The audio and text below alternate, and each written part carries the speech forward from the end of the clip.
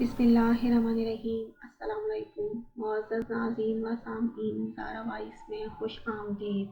ایک حدیث میں رسول اللہ صلی اللہ علیہ وآلہ وسلم نے ارشاد فرمایا، جب کسی روز کرامن کاتبین انسان کا عمل نامہ اللہ کے سامنے پیش کرتے ہیں اور اس کے اول و آخر میں استغفار ہوتا ہے، یعنی بندے نے صبح اٹھتے ہی استغفار کیا ہو اور رات سوتے وقت بھی، تو اللہ تعالیٰ ارشاد فرماتے ہیں، اس صحیفے میں دونوں استغفاروں کے درمیان جو چیز ہے، میں نے اس کی بندے کے لیے مغفرت کی۔ ایک اور حدیث میں ارشاد ہے، بندہ جب گناہ کرتا ہے پھر کہتا ہے، میرے پروردگار مجھ سے غلطی سرزد ہوئی، میرے گناہ معاف فرما دیجیے، تو اللہ تعالیٰ یہ فرماتے ہیں کہ میرا بندہ یہ جانتا ہے کہ میں گناہ معاف کرتا ہوں اور گناہوں پر مواخذہ بھی کرتا ہوں، میں نے اپنے بندے کو معاف کیا۔